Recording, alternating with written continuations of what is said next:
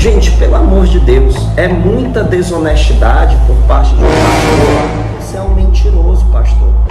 Olá, meus irmãos, graça e paz. Seja bem-vindo a mais um vídeo do canal Defensores. O vídeo de hoje nós vamos refutar a refutação de um católico contra uma palestra do pastor João Flávio. Então não perca que nós vamos comentar parte a parte desse vídeo depois da nossa vinheta.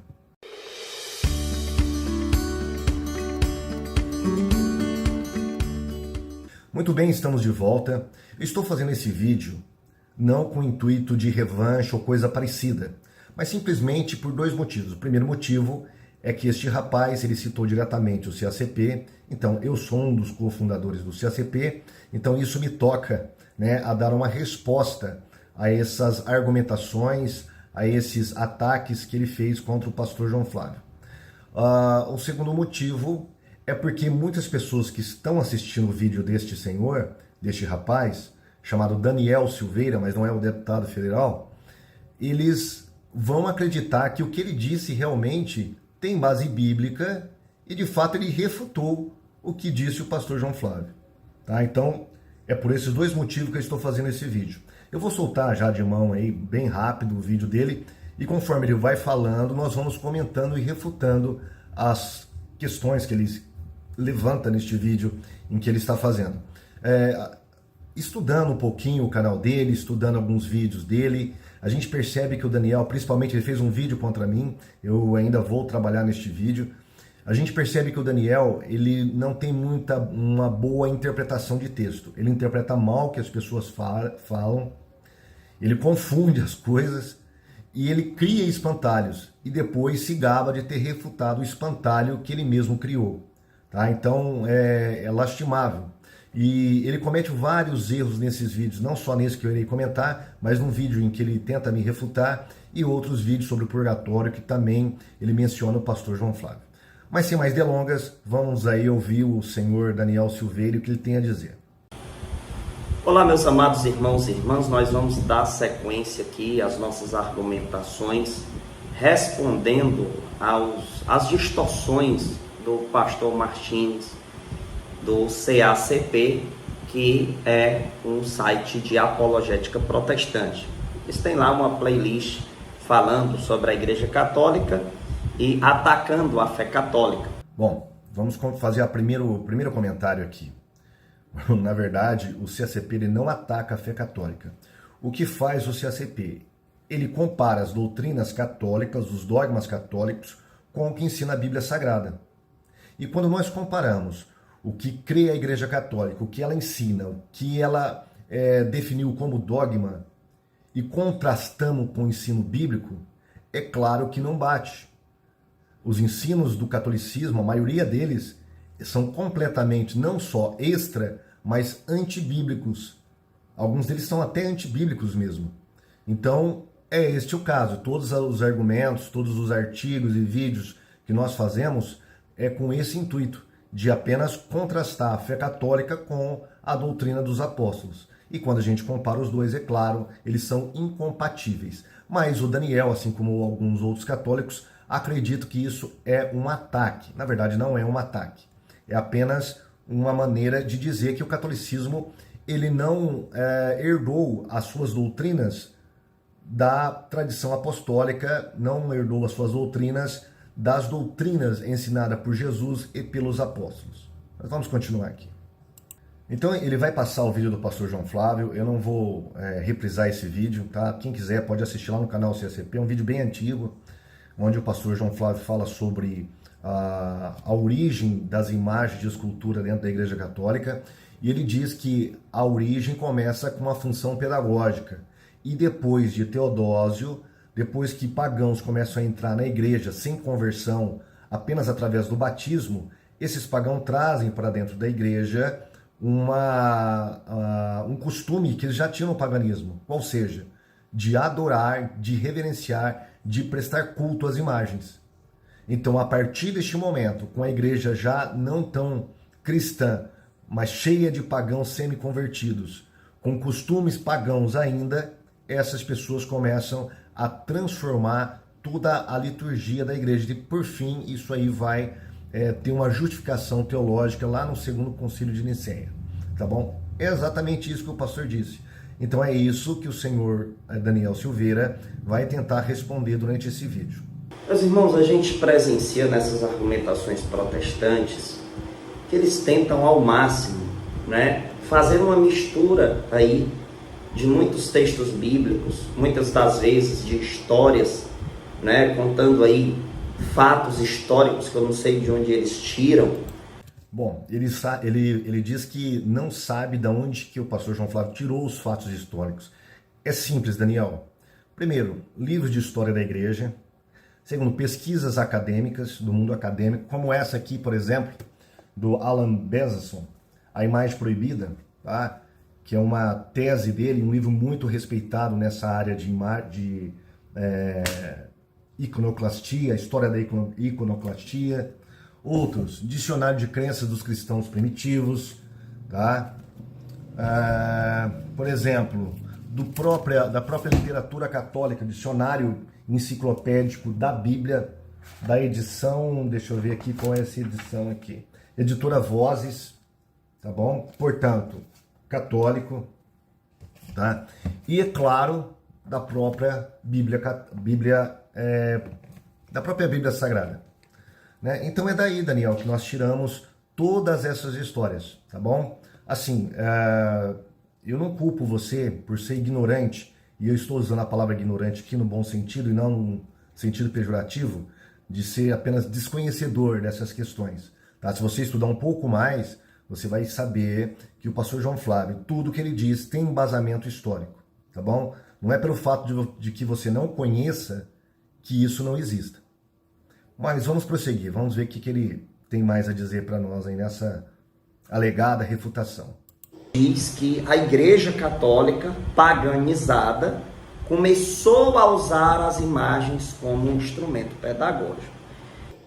Não foi bem isso que o pastor João Flávio disse. Ele disse que as imagens, elas tiveram uma função, em princípio, pedagógica dentro da igreja, depois de Teodósio, aí sim, depois que os pagãos começaram a entrar sem conversão genuína para dentro da igreja, apenas através de batismo, esse pessoal, esses grupos, eles começaram a paganizar a igreja, tá? Porque eles estavam acostumados à sua vida de idolatria, na sua vida pagã, na sua antiga vida pagã. Então eles agora se transformam em cristãos. Teodósio, ele transforma o catolicismo, o cristianismo, na verdade, o cristianismo na religião estatal, a religião do Estado, e é claro, todos os seus súditos iriam aderir à religião do imperador. Então muitas pessoas entram para dentro da igreja sem conversão nenhuma e traziam seus costumes. Um deles era o culto às imagens. Após todo esse levante, todo esse processo histórico, que aí começou o paganismo dentro da igreja, tá? Então, o Daniel Silveira aí, ele está distorcendo um pouco o que o pastor João Flávio disse. Aliás, o Daniel, ele consegue distorcer muitas coisas do que os seus oponentes dizem, tá? Ele cria um espantalho na cabeça dele, depois ele detona esse espantalho que ele mesmo criou e se gaba de ter destruído o espantalho. Tá? Esse é um problema muito sério, não só do Daniel, tá? A maioria dos apologistas católicos, pelo menos no Brasil que eu vejo, e tem alguns internacionais também, fazem a mesma coisa. Não prestam atenção e refutam coisas que a pessoa não disse. Estou aqui, gente, com uma Bíblia chamada Bíblia Apologética com Apócrifos. Olha, Daniel, que Bíblia bonita, né? Eu também tenho uma, tá? A minha Bíblia Apologética com Apócrifos, mas a sua está mais novinha, acho que porque você não lê tanto Bíblia, né? Mas a minha, ela está um pouco desgastada. E se você, Daniel, for na página 10 dessa Bíblia, tá? Ali mostra os colaboradores que trabalharam nas notas de rodapé. E se você tiver um pouquinho de pachorra, você vai encontrar o meu nome e do pastor João Flávio. Sendo assim, se você quiser que eu autografo essa Bíblia para você, ou o pastor João Flávio, é só nos dizer, tá? Manda lá para nós que a gente vai autografar e mandar de volta para você, tá bom? Essa Bíblia é uma Bíblia de tradução protestante que eles fizeram com rodapé em defesa do protestantismo. E existem diversos rodapés aqui. atacando a fé católica. Veja bem, não é que a Bíblia apologética é em defesa do protestantismo, é em defesa da verdade. Porque muitas notas de rodapé que estão ali, a própria Igreja Católica aceitaria contra as outras seitas.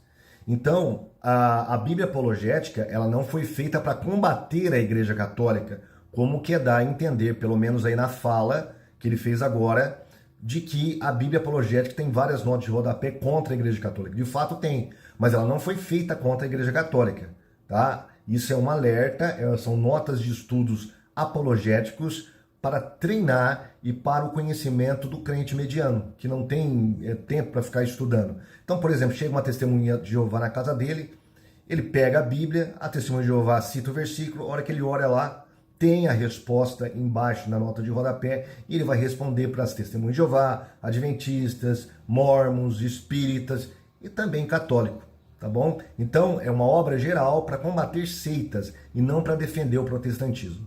Mais um erro aí do senhor Daniel. Eu vou usar essa Bíblia para mostrar a esse pastor protestante que ele está mentindo mais uma vez. Certo? Bom, muito bem. Vamos ver então quem que estará mentindo. Tá? Eu vou provar isso na Bíblia, que o senhor Daniel Silveira, ele não só está, eu não posso dizer mentindo, como que eu posso falar do Daniel? O Daniel, ele, pelo que eu vejo, ele ignora, ele não conhece regras de hermenêutica, ele não tem muita familiaridade com os textos bíblicos e ele confunde muitas coisas que a gente fala, como eu já disse, né? Juntando tudo isso, vira uma parafernália retórica que ele usa para tentar combater os protestantes. Mas vamos ver aqui o que ele vai usar. Eu já vi o vídeo, é claro, tá? Já estudei o vídeo dele. E vamos dar uma olhadinha. Preste atenção nos versículos que ele vai usar e na argumentação que ele vai utilizar e veja se eu não tenho razão. Bíblia de tradução protestante, no Salmo 138, vai dizer algo muito interessante. Bíblia de tradução protestante. Olha só o que o salmista diz. Inclinar-me-ei para o teu santo templo e louvarei o teu nome, pela tua benignidade e pela sua verdade, pois engrandecestes a tua palavra acima de todo o teu nome. Olha só, gente, aqui o salmista está dizendo que se inclina diante do templo, do santo templo. Veja que aqui o salmista chama o templo de santo. Ah, Daniel, mas aí o que é que tem a ver, cara, que tu tá usando esse texto aí? Só para a gente chegar onde eu quero. Veja que existe uma comunicação do templo matéria para o salmista. Tanto é que ele se prostra diante do templo, se prostra para o santo templo. Perceba que aqui é algo que você não vê no protestantismo. Sim, Daniel, você não vai ver isso no protestantismo, tá bom? E eu vou te falar o porquê. Sabe por que, Daniel, que Davi escreveu o Salmo, essa passagem especificamente, que ele inclina para o templo do Senhor? Eu vou te ensinar, Daniel. Vamos aprender um pouquinho de Bíblia aí, meu querido. Eu separei aqui alguns slides que eu quero passar, tá? E quero mostrar aqui para o Daniel por que Davi ele escreveu que estava inclinando para o templo do Senhor. Muito bem. Quando a gente vai lá em 1 Reis, capítulo 8, versículo 41 ao 44, Daniel, preste atenção. Você pode ler na sua Bíblia católica também, ou na Bíblia apologética aí que está novinha na sua mão, tá? Preste atenção que Salomão fala ao inaugurar o templo de Israel, o primeiro templo que ele fez para o Senhor. Diz assim, olha, 1 Reis, capítulo 8, versículo 41 ao 44. E também ouve ao estrangeiro que não for do teu povo Israel, quando vier de terras remotas, por amor do teu nome, porque ouvirão do teu grande nome, da tua forte mão, e do teu braço estendido, e vier orar voltado para esta casa, ouve tu nos céus, assento da tua habitação. Prestou atenção? Olha o que ele diz, e vier orar voltado para esta casa, ouve tu nos céus, assento da tua habitação. Aí no final, no último versículo, 44, ele vai dizer, quando o teu povo sair à guerra contra o teu inimigo pelo caminho porque o enviares, e orarem ao Senhor para o lado desta cidade, que tu elegeste, desta casa que edifiquei ao teu nome. Então, esta foi uma bela oração que Salomão fez. E o que ele disse? Ele pediu a Deus que todas as vezes que alguém orasse para Jerusalém, onde estava o templo, que essa pessoa tivesse a sua oração ouvida por Deus. Por quê? Porque se você continuar a leitura, o contexto geral, você vai perceber que a glória de Deus estava no templo. Era por isso que eles tinham esperança no templo, porque a glória do Senhor estava lá. O Deus invisível habitaria na casa de Israel. Então era por isso. Não tem nenhum outro motivo o porquê de qualquer israelita orar ajoelhado ou voltado para o templo ou voltado para a cidade de Jerusalém. Era simplesmente por isso, porque o nome de Deus estava na casa que ele fez, que Salomão fez para o Senhor, e a glória do Senhor estava lá. Então todas as vezes que as pessoas orassem voltado para este lugar, era uma possibilidade de Deus responder essas orações. E isso virou uma tradição dentro do judaísmo, ou melhor, dentro da cultura judaica. Tanto é assim que em Daniel, o profeta Daniel, capítulo 6, versículo 10, olha o que está escrito. Daniel, pois, quando soube do que o édito estava assinado, entrou em sua casa. Ora, havia no seu quarto janelas abertas do lado de Jerusalém. E 3 vezes no dia se punha de joelhos e orava e dava graça diante do seu Deus, como também antes costumava fazer. Percebeu? Isso virou um costume. Então, todas as vezes em que o judeu estava fora da sua terra, ele se voltava para onde estava Jerusalém, porque onde estava Jerusalém estava o templo.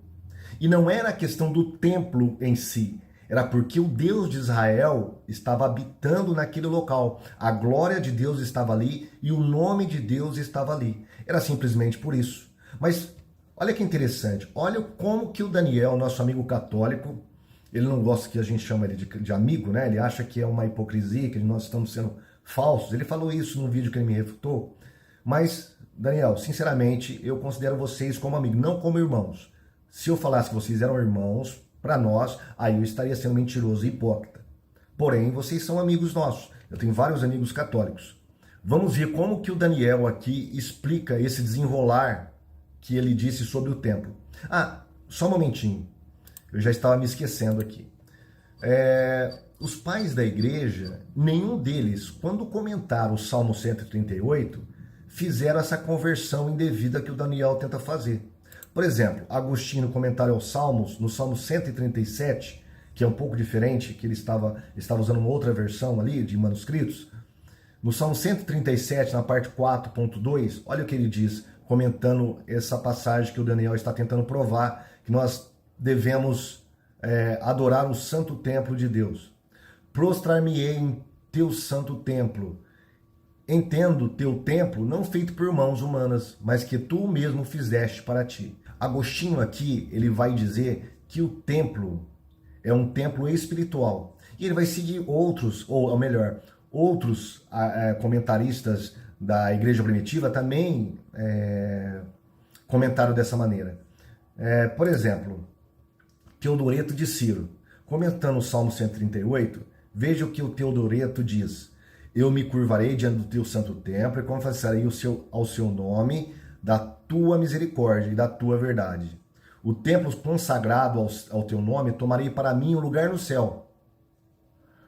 Nele eu irei adorar-te, prestar um ato de louvor, agradecido ao ver a benignidade para comigo e a justiça contra os meus inimigos. Novamente, Teodoreto, ao comentar essa questão do templo, ele não faz nada mais, nada menos do que interpretar como um templo espiritual. Não fala sobre imagens, não fala que o templo é santo, que Davi estava ajoelhando diante de uma coisa santa porque era algo que deveria ser reverenciado, nada disso. Aqui tem a ver com a adoração a Deus. Vamos outro aqui, agora Santo Alberto Magno, no comentário ao Salmo 138. Olha o que ele diz no seu comentário.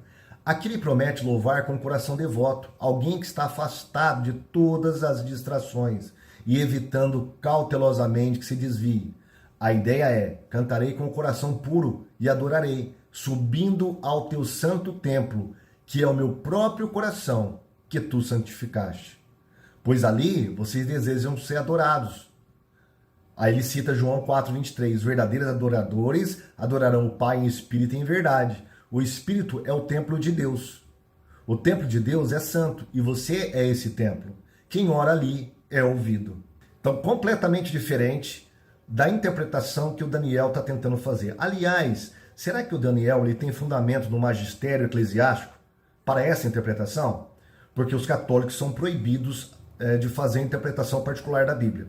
Agora, se o Daniel ele não tem base para interpretar esse texto dessa maneira na tradição da Igreja Católica, então ele está fazendo uma interpretação particular. Então ele está caindo no mesmo erro que ele acusa os protestantes, né? É lógico que não há erro nenhum em interpretar a palavra de Deus. É só pegar a patrística inteira, a patrística não dependia de magistério eclesiástico, coisa nenhuma. E os escritores, independentemente, interpretavam da sua maneira os textos bíblicos. Tanto é assim que muitos deles se contradiziam, justamente porque tinha essa liberdade. Agora, a Igreja Católica colocou uma rédea nos fiéis em que eles são obrigados a interpretar apenas de acordo com a interpretação oficial dada pelo catolicismo. Isso é tremendamente desumano, é horrível. Por quê? Porque a pessoa não tem liberdade, e a liberdade é um dos dons que Deus nos deu. E nós sabemos que a Igreja Católica ela sempre foi contra a liberdade, não é verdade? Sempre foi. Liberdade religiosa, liberdade de expressão, enfim.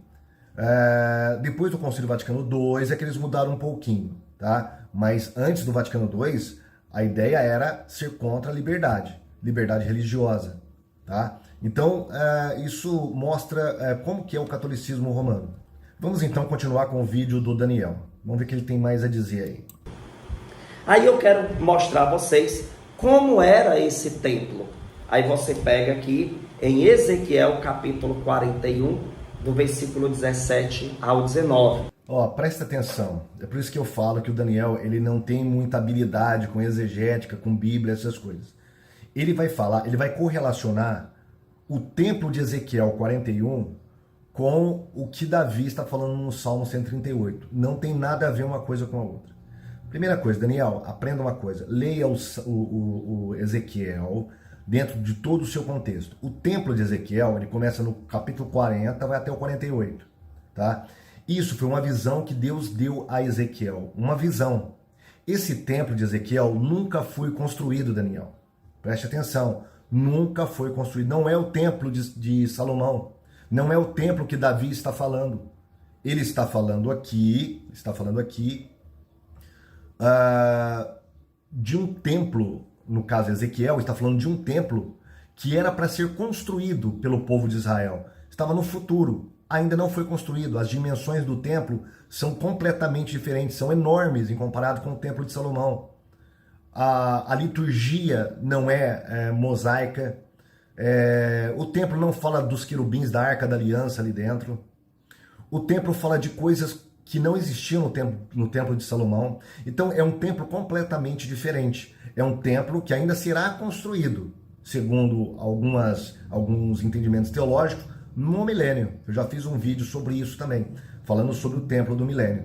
Então esse templo de Ezequiel não tem nada a ver, Daniel, com o que você está querendo relacionar lá com o Salmo 138. Então você tem que aprender um pouquinho mais de teologia, um pouquinho mais de exegese, um pouquinho mais de Bíblia, para poder se aventurar a tentar refutar alguém nesses termos, tá bom? Mas vamos ver o que ele tem a dizer aí.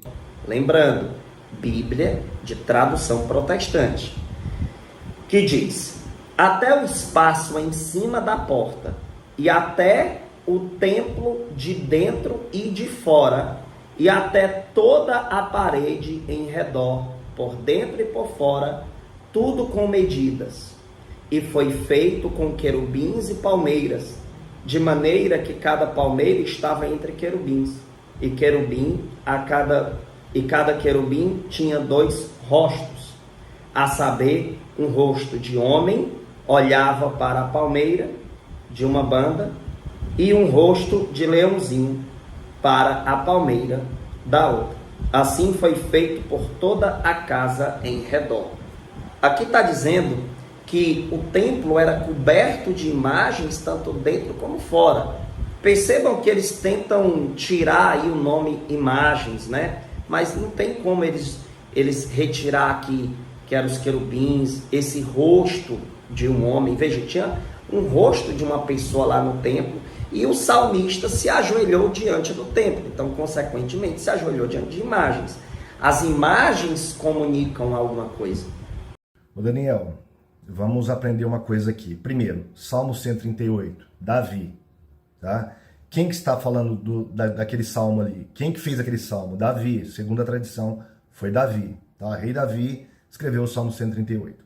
Quem que construiu o templo, Daniel? Foi Davi ou foi Salomão? Na época de Davi existia o templo? Não existia. Salomão, o seu filho, depois da morte de Davi, é que construiu o templo, Daniel. Você não consegue raciocinar? Então, quando Davi fala, por isso que esses escritores que eu trouxe da patrística, eles falam de um templo interior, de um templo espiritual. Por quê? Porque Davi não poderia estar falando do templo de Salomão, porque não estava construído ainda. Outra coisa, Davi também nunca poderia falar de um templo que nunca existiu, que é o templo de Ezequiel. Outra coisa, ele pega aqui a parte que fala dos querubins, né?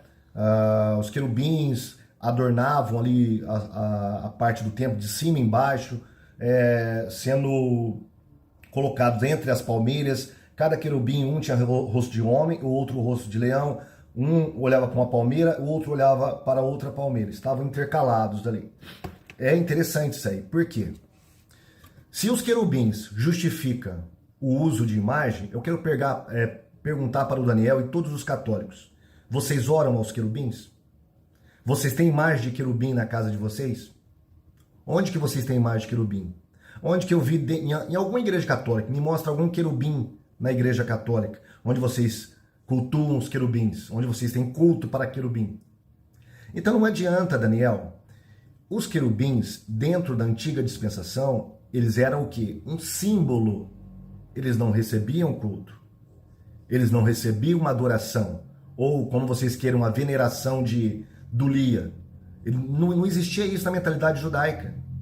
Tá? Na mentalidade judaica, os querubins era para representar a glória de Deus apenas. E os querubins não eram vistos, Daniel. Os querubins é completamente diferente. O que existia de arte, e isso aí que você leu em Ezequiel 41, está falando de arte, está falando de enfeite, está falando de adornos. Não está falando de uma imagem que recebe culto, como existe na Igreja Católica. No catolicismo existe o culto às imagens, o que é completamente ausente no Templo de Salomão ou no Templo de Ezequiel.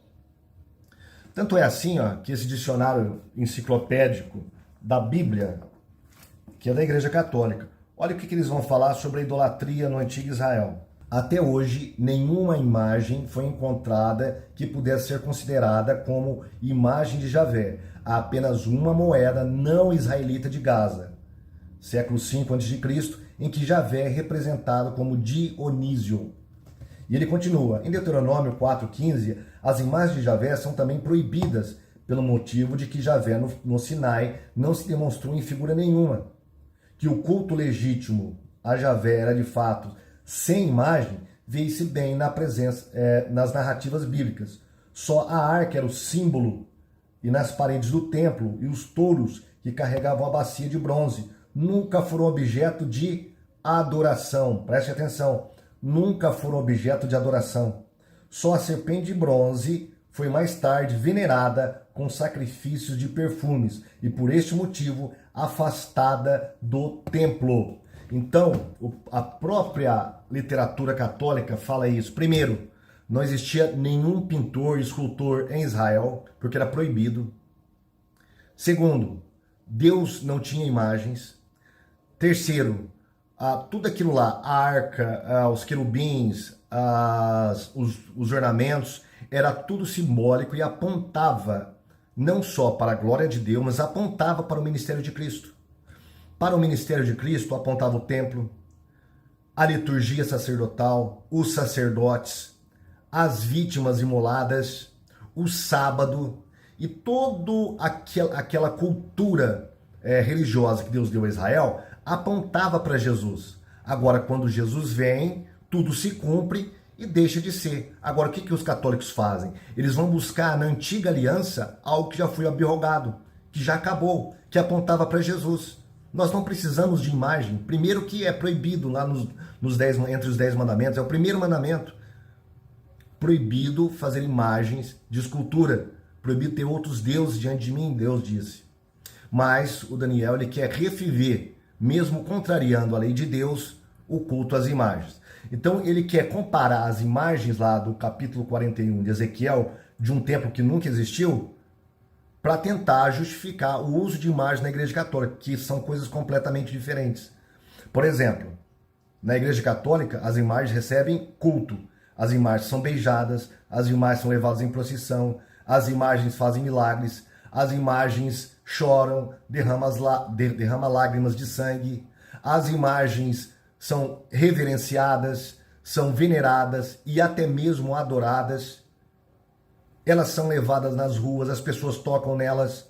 Agora, Daniel, você já viu algo parecido no Antigo Testamento? Claro que não. Os querubins ficavam onde? Dentro do Santíssimo Lugar. O Santíssimo Lugar era um local completamente escondido. Somente uma pessoa, uma vez por ano, poderia entrar no Santos dos Santos, que era o sumo sacerdote. E ele não entrava para se dobrar diante dos querubins. Ele entrava para fazer expiação pelo povo, porque existia a tampa do propiciatório, onde Deus, a Shekinah de Deus, descia e ele fazia expiação por todo Israel. Feito isso, saía e nunca mais via essas imagens. Um israelita não via a imagem dos querubins, dos touros, de nada ali que existia adornando o templo no antigo Israel. Agora, o que a gente vê com as imagens católicas? É completamente diferente. As imagens católicas, ela tem uma analogia mais perfeita com o paganismo do que com o judaísmo. Tá? Então não venha com essa não, Daniel, porque isso aí não cola, meu querido. Mas vamos ver como que ele vai desenrolar isso aí, vai falar sobre essas imagens. Se você pega Êxodo 25:18, Deus mandou fazer imagens de 2 querubins na arca. Para que esses querubins? Eu vou te falar, Daniel, para que esses querubins? Qual era a função do querubim? Era ser adorado? A função do querubim era sair em procissão? Ou talvez a função do querubim era receber adoração para que a adoração fosse o protótipo? Mas se fosse o protótipo, seria não a Deus, seria o próprio querubim, o que é uma blasfêmia, o que é idolatria. Então veja bem, Daniel, não tem nem pé e nem cabeça esse argumento que você está usando. Tá? Outra coisa, todas as imagens que Deus mandou fazer, é Deus que mandou fazer.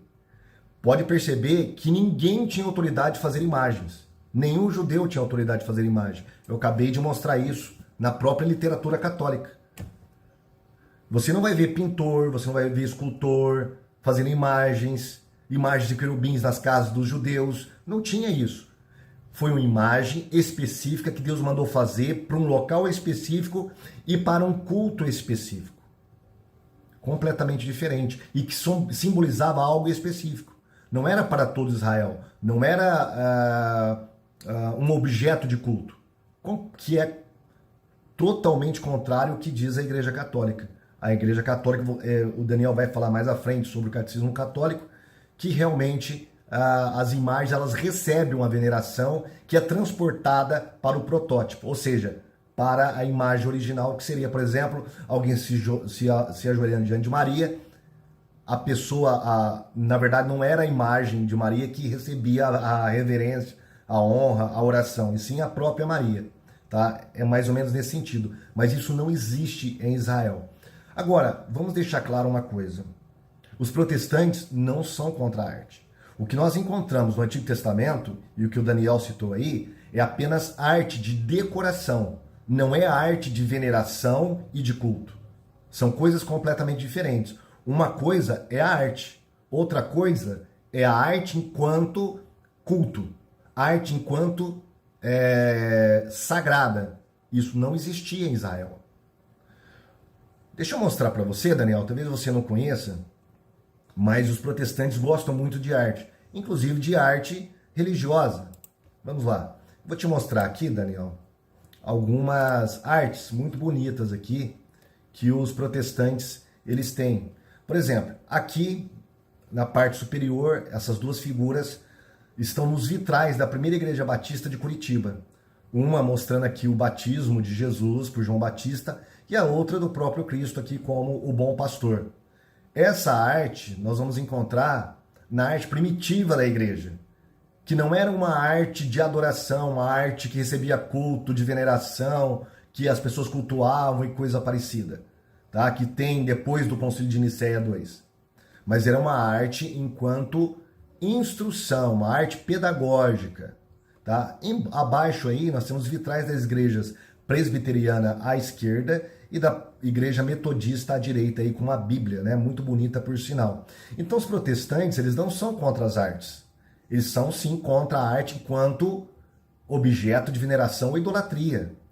Por exemplo, quando surgiu a Reforma Protestante e ela alcançou a Holanda, a Reforma produziu muitos artistas, grandes músicos como Bach. E aqui, Rembrandt, ele foi um excelente artista e ele pintou várias passagens bíblicas. Por exemplo, a Sagrada Família. Aqui está mostrando Maria, José e o menino Jesus aí numa família normal. E tem até alguns anjinhos aqui. Isso é arte, tá? Isso é a arte de um protestante. Rembrandt era protestante, era puritano. O outro aqui, o filho pródigo, uma passagem da Bíblia. A gente encontra isso nas catacumbas também, a questão do filho pródigo e tal, e algumas artes primitivas cristãs, que são apenas, deixa eu explicar, são apenas arte. Elas apenas simbolizam algo para instruir o fiel. Elas não são objeto de veneração e de culto, tá? Coisa completamente diferente, Daniel, é isso aqui. Isso é idolatria. Isso não é arte. Isso é arte enquanto idolatria, enquanto arte de culto, arte de veneração. Então, quando a arte se torna idolatria, quando as pessoas se curvam diante dela e prestam um culto de idolia a ela, ou qualquer tipo de culto, aí ela se torna realmente em idolatria, tá? Mas fora isso, não. Então, essa é a grande diferença. O que os católicos, os apologistas católicos não entendem, ou fazem que não entendem, tá? Com a realidade que eles estão querendo representar e acusar os protestantes. Então, os protestantes não são contra a arte, os protestantes são sim contra a arte enquanto idolatria, como nós acabamos de demonstrar. O problema é que os protestantes, eles tentam igualar todo tipo de imagem, como se tudo fosse proibido, e nós sabemos, biblicamente, que não são. Existem imagens proibidas e existem imagens permitidas. Exatamente, não são proibidos mesmo. Daí eu acabei de demonstrar isso, né? Então, uma coisa é a arte, outra coisa é a arte enquanto objeto de veneração e de culto. Essa é proibida. A outra não. A outra é apenas estética. É um ornamento que ensina e que instrui de alguma maneira, tá? Essa arte ela não é proibida e os protestantes não são contra essa arte. Agora, contra a arte enquanto objeto de culto, que aparece nas igrejas católicas, nos cultos católicos, onde as pessoas beijam as imagens, acreditam que as imagens transmitem algum tipo de poder, porque elas precisam tocar nessas imagens, elas precisam orar a essas imagens, mesmo falando que essa oração ela não vai para a imagem, sim, para a pessoa que a imagem representa, tá? Não tem nenhuma justificativa. Isso ela recai sobre a condenação do primeiro e segundo mandamento. Não terás outros deuses diante de mim e não farás para ti imagem de escultura. Todas as vezes que você vê a Bíblia condenando imagens, imagens de ídolos e não imagens sagradas. Está aqui um grande exemplo que o templo estava cheio dessas imagens sagradas. Isso não é verdade. Eu não vou falar que é mentira, mas não é verdade, Daniel. Não é isso. Deus não condena apenas a imagem dos falsos deuses. Ele está condenando a imagem dele mesmo. Ele proibiu, aliás, esse livro aqui que eu acabei de citar, ele fala que Deus proibiu fazer imagem dele mesmo. Olha, Moisés, vocês não viram nenhuma imagem quando eu dei a lei para vocês lá no Monte Sinai. Portanto, não vão cair no erro de fazer imagens de alguém que é invisível como eu. É isso que Deus falou. Tá aqui, ó. Deixar aqui o versículo para você. E não foi uma ou duas vezes que Deus falou isso. Deus alertou várias vezes. Não era só proibido fazer imagem dos falsos deuses, mas imagem do próprio Deus. Agora, o que dizer dessa imagem aqui, olha? A imagem do Divino Pai Eterno. Olha aqui, eles representam o próprio Deus e estão caindo na proibição que Deus deu a Moisés. Pois é, essa é a doutrina católica, que passa de todos os limites da arte e transforma a arte num objeto de idolatria. Deus, o próprio Deus já diz, deixa claro isso na Sagrada Escritura, que as imagens, por ele mesmo, já foram instrumentos, diversas vezes na Sagrada Escritura, pedagógicos. Não, isso não é verdade. Não é verdade mesmo. Me mostra um versículo, Daniel, um versículo só da Bíblia, onde Deus ele fala para utilizar as imagens dos querubins de forma pedagógica. Onde? Me mostra um versículo. É claro que você não vai me mostrar, não é? Porque não existe um só versículo. Por quê? Porque as imagens dos querubins, assim como a arca, assim como o templo, assim como o sacerdote, assim como os rituais, o cordeirinho, tudo apontava para Jesus, era simbólico. Era simbólico, tudo apontava para Jesus. Não era pedagógico, como o pastor João Flávio falou, que era na igreja do século III, começo do século IV, as imagens. Ele disse que as imagens eram de fato um instrumento pedagógico. E quem vai falar isso não somos nós protestantes, Daniel. Eu acho que você não lê nem a literatura da sua igreja. Porque se você lesse, você não estaria cometendo tantos erros assim. Veja bem, vamos ver aqui o que diz de algumas autoridades da Igreja Católica. Bom, a questão das imagens servir como um instrumento pedagógico começou sim na Igreja Católica, tá? No começo, ela tinha uma boa intenção de instruir aquelas pessoas que não eram alfabetizadas, que vinham para a igreja. Então, como bem explicou aí o pastor João Flávio, até usando alguns exemplos, né? Olha, esse aqui é João, esse aqui é Pedro, esse aqui é Maria, esse aqui é fulano de tal. Eles fazem parte dessa história. É mais ou menos como as professoras das escolas dominicais das nossas igrejas instruem as crianças hoje. Pega lá um flanelógrafo, coloca umas figurinhas lá, ó, dos 3 jovens na fornalha ardente, coloca o fogo, coloca uma estátua, tal, e explica a história através daquelas figurinhas. Era mais ou menos isso que existia na igreja no princípio, tá? Vamos ver alguns depoimentos aqui. Por exemplo, Gregório Magno, olha o que ele diz. Pois a representação pictórica é utilizada nas igrejas por esse motivo, que aqueles que não conhecem as letras possam pelo menos ler, olhando para as paredes, o que não conseguem ler nos livros. Teodoreto de Ciro, ele vai dizer o seguinte, olha, os pintores, ao representar na tela ou na parede as histórias passadas, não apenas alegram os olhos de quem as contempla, mas também conservam vivas por muito tempo as memórias dos eventos que já se foram. Isso é legítimo, tá? Isso é uma função legítima da arte. Por exemplo, Gregório de Nissa, o desenho mudo sabe falar sobre as paredes das igrejas e ajuda grandemente. E de fato, por uma população semi-analfabeta ou totalmente analfabeta, aquelas figuras ali, em princípio, era um bom método pedagógico para ensinar a fé cristã. Agora, o problema disso é que com o passar do tempo, isso vai se transformar numa idolatria. Tá? Vamos ver aqui alguns argumentos. A Enciclopédia Católica, volume 7 dessa Enciclopédia Católica. Olha o que eles dizem. Filostórgio, que era um iconoclasta muito antes do século VIII, diz que no século IV, os cidadãos romanos cristãos do Oriente ofereciam presentes, incenso e até orações para as estátuas do imperador. Seria natural para que pessoas que se curvavam, beijavam e incensavam águias imperiais em imagem do César devessem dar aos mesmos sinais à cruz, às imagens de Cristo e ao altar. De tal forma que nos primeiros séculos bizantinos cresceram tradições de respeito gradualmente se fixaram como todo cerimonial. Tais práticas se espalharam em alguma medida para Roma e para o Ocidente, mas sua casa era a corte em Constantinopla. Muito depois, os bispos francos, no século VIII, ainda eram incapazes de entender formas que no Oriente eram naturais e óbvias, mas para os alemães elas pareciam ser degradantes e servis. Então, olha que interessante. Ele disse que não foi uma igreja paganizada que começou o uso das imagens, mas de certa forma o culto às imagens começa aí.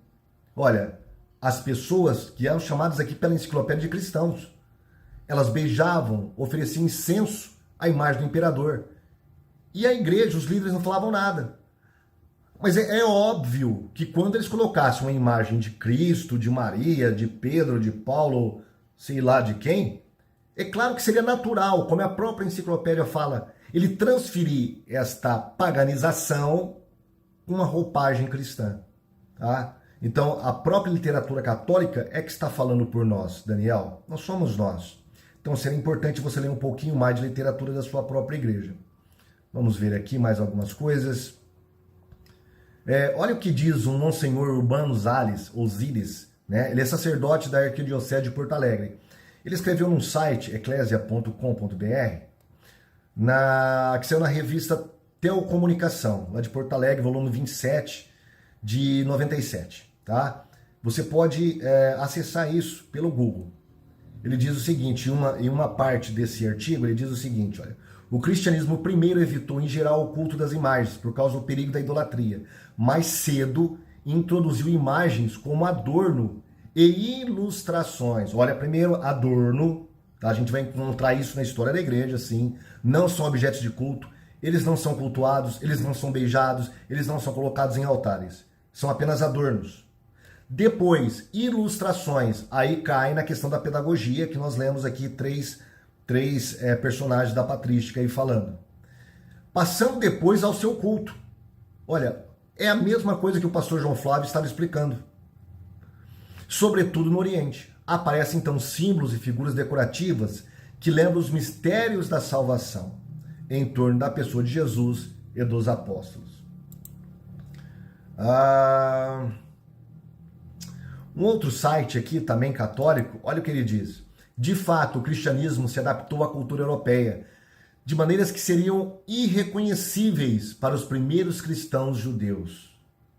Os apóstolos ficaram chocados com igrejas barrocas cheias de estátuas e pinturas. A missa parece pouco com a última ceia com Jesus que eles comemoraram. E para finalizar aqui, o testemunho de um dos maiores teólogos aí da Igreja Católica, muito citado entre os eruditos católicos, que é Ludwig Ott. Eu acho que essa é a pronúncia do nome dele. Tá? Ele tem essa obra aqui, Manual de Teologia Dogmática, que está em espanhol, inclusive qualquer um pode acessar em PDF, tá? Mas ele tem um inglês e não foi traduzido para o português ainda. Mas na parte sobre imagem, olha o que ele vai falar. Originalmente, as imagens não tinham outro propósito, a não ser o de instruir. Pronto. Era apenas de instruir. A veneração delas, através de beijos, reverências, velas acesas, incensações, desenvolveu principalmente na igreja grega dos séculos 5 ao 7. Os iconoclastas do século 8º e 9 consideraram este culto como um retorno ao paganismo. Você percebeu aí? A idolatria começa a partir do século V, que elas começam a ser reverenciadas aos pouquinhos, a um processo de paganização e de idolatria. Elas começam a partir do século V e ganha o seu auge no século VII, onde estoura aí a guerra iconoclasta com a imperatriz Irene. Portanto, meu querido Daniel, tá? Não somos nós que estamos falando, não é o pastor João Flávio, tá bom? É a própria literatura católica. Mas vamos ver o que ele tem mais a dizer. Ele vai citar agora, acho que, o Catecismo Católico, enfim. O Catecismo da Igreja Católica, ele deixa claro, no número 1192, tem alguns outros, mas eu vou usar somente esse hoje aqui no vídeo, que diz assim: as santas imagens presentes em nossas igrejas e em nossas casas destinam-se a despertar e a alimentar nossa fé no mistério de Cristo.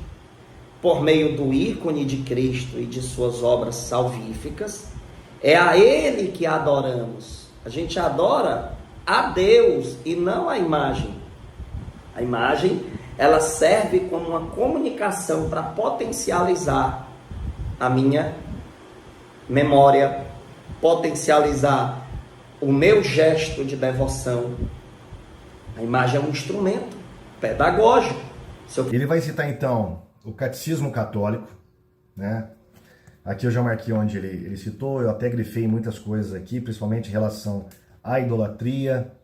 né? Vamos ver aqui na página 557, no tópico 2118 e 2212, diz aqui, ó, o que consiste idolatria? Consiste em divinizar o que não é Deus. Existe idolatria quando o homem presta honra e veneração a uma criatura em lugar de Deus. Mas não é só em lugar de Deus. É junto com Deus também. Não é só em lugar de Deus. Não é a questão de nós temos aqui Deus e o objeto de culto. Aí nós tiramos Deus e deixamos um objeto de culto. Não é isso. Tá? Idolatria não é só você substituir Deus por qualquer outro objeto, mas colocar Deus junto com qualquer outro objeto. Quando Israel foi capturado, as tribos do norte foram capturadas pelos assírios, o que aconteceu? Os assírios deixaram um pouco ali, um povoadinho ali, e trouxeram outros povos pagãos para morar ali na parte norte de Israel, onde tinha as 10 tribos. O escritor, se eu não me engano é Reis, ou eu acho que é Reis, ele vai dizer que eles adoravam tanto Javé, o Deus verdadeiro, quanto outros deuses. Então não era a questão deles ter substituído Javé por outros deuses, é a questão deles ter colocado outros deuses junto com Javé. Isso era idolatria também, mesmo eles adorando Javé. Então a questão não é essa, de apenas de tirar um e colocar o outro. É de manter os dois juntos. Quando mantém Maria recebendo veneração como Jesus, o Pai e o Espírito Santo, isso já é idolatria. Tá? Mas vamos ver aqui. Ele disse que... Deixa eu ver aqui, deixa eu voltar aqui. A minha... Ah, tá. O argumento dele é que, usando aqui o que diz o Catecismo Católico, eles falam o seguinte, olha...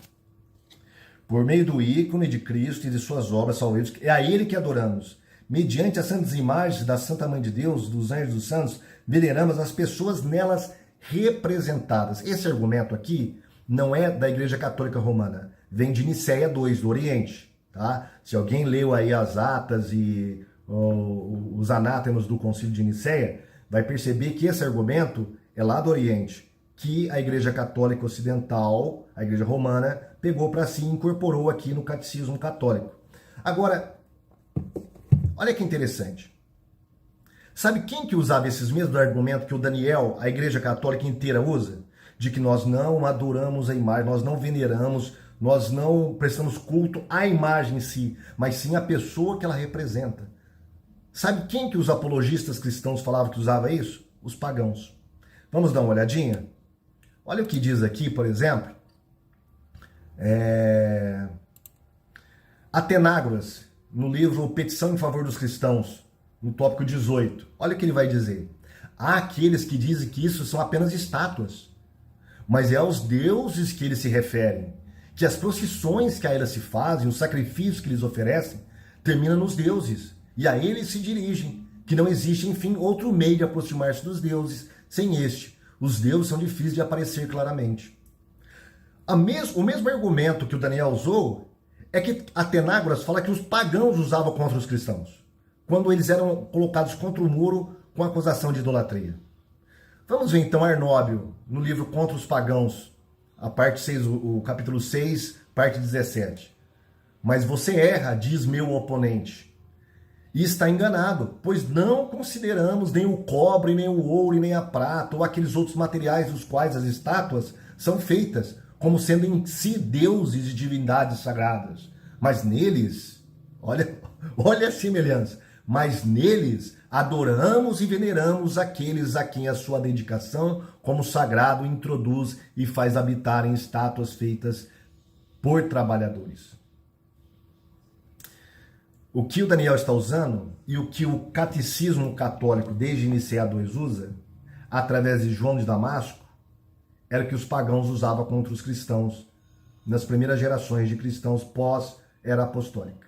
Tá? É lamentável, mas infelizmente essas pessoas, ou elas não leem essas coisas, ou elas fazem que não leem, ou fazem que não sabem, e acaba errando grandemente. Deus fala, meu povo, ele erra porque lhes falta conhecimento. Mas vamos lá, vamos ver o que o Daniel vai falar. Memória, potencializar a movimentação da... Entendeu? Aí aqui vai dizer, né? Mediante as santas imagens da Santa Mãe de Deus e dos anjos e dos santos, veneramos as pessoas nelas representadas. Foi como aquela parte do Evangelho que Nosso Senhor diz assim: de quem é que está a imagem aí nesta moeda? De César. Veja, há uma comunicação, não há problema nenhum termos como instrumento pedagógico as imagens. Sim, não há nenhum problema, e nós já falamos isso, e os protestantes concordam. O problema está no culto, Daniel, você não está falando no seu vídeo, que as imagens recebem este culto. Está lá no Concílio de Nicéia II, que é considerado um concílio infalível e aprovado pelo Papa Adriano da época. Tá? E depois toda a geração de papas da Igreja Católica aprovaram esse concílio. Lá as imagens recebem e é obrigado a beijar essas imagens, a ter imagens nas igrejas, a acender velas a essas imagens. Tá? Isso é um culto. Eles dão até o nome, culto de idolia. Para Maria, culto de hiperdulia, e para Deus, culto de latria, que na verdade não funciona na prática coisa nenhuma isso. É apenas uma questão teórica. Na prática, o fiel não vai ficar fazendo ou tentando lembrar se é dulia, latria, hiperdulia. É tudo junto, meu amigo. Na prática isso não funciona. Até porque existem diversos instrumentos pedagógicos aí através de várias coisas, né? Inclusive das imagens. E esse pastor ainda vai tentar aí jogar a Igreja Católica no meio da Umbanda, né? Dessas da Umbanda, dizendo que chegar numa loja, as pessoas têm a liberdade de querer. Eu cheguei aí lá para ver o santado, tinha lá imagens de santo, dizendo no terreiro de Umbanda, é a mesma coisa, não é? Em lugares errados, porque estão sendo distorcidas, estão sendo... Aí ele vai falar sobre uma questão de terreiro de macumba, que tem imagens, mas ele viu que tem uma Bíblia também lá no terreiro de Umbanda, não sei se é Umbanda, tal. A Umbanda ela é sincrética, ela mistura catolicismo com cultos afro, né? Que é diferente do candomblé. No candomblé você não vai encontrar a Bíblia, mas na Umbanda vai porque ela é sincrética. Mas isso não tem nada a ver também, não tem nada a ver. A questão é, se você for perguntar para um umbandista, faz o teste, Daniel. Pergunta para um umbandista, você adora as imagens de Iemanjá, as imagens dos caboclos? Você adora essas imagens? O que ele vai falar? Nós não adoramos imagem. Imagem é um pedaço de gesso. Nós cultuamos quem? Os espíritos. É o mesmo argumento, Daniel. Faça esse teste, meu querido. Então, esse argumento usado no catecismo católico e pelos apologistas católicos hoje em dia não faz o menor sentido. Quem usa isso são pagãos. Os pagãos utilizam isso para se livrar da acusação de idolatria. Tá? Mas na prática não existe nenhuma diferença entre o que um fiel católico faz diante das suas imagens e que um pagão faz diante das imagens dos seus deuses. Nenhuma. Tá? Você pode até querer justificar com invenções de latria, hiperdulia, dulia, enfim, coisas que o fiel, eles não estão nem aí para isso. Mas muito bem, o vídeo já deu mais de 1 hora, se você me desculpa, eu acho que deu mais de 1 hora, tá? Mas era necessário responder este vídeo do Daniel. Tem outro vídeo também que eu quero falar, que ele fez contra mim, e um outro sobre purgatório. Nós queremos mostrar também os erros do Daniel, onde ele comete vários erros nessas questões, como de costume todos os apologistas católicos fazem, né? Porque não são doutrinas bíblicas, são doutrinas extras e antibíblicas muitas vezes. E eu não falo isso para denegrir, ou para acusar, ou para massacrar católicos, não. Eu faço isso para alertar, porque eu tenho amor pelos católicos. Eu quero que eles se convertam e sirvam o verdadeiro Deus em espírito e em verdade, sem imagens. Somente o Senhor em espírito e em verdade. Paulo fala, de agora em diante, nós não conhecemos mais o Senhor na carne. Então, aqueles que conheceram na carne, ficou apenas na lembrança. De agora em diante, o Senhor Jesus está em espírito, e nós devemos adorá-lo em espírito e em verdade. Tá bom? Espero que você tenha gostado desse vídeo, espero que o Daniel tenha gostado também. É claro que ele não vai ficar contente, porque ele foi refutado, isso vai ferir o ego dele. Mas, Daniel, estamos orando pela sua alma, tá bom, meu querido? Fique com Deus e até a próxima, se o Senhor assim permitir.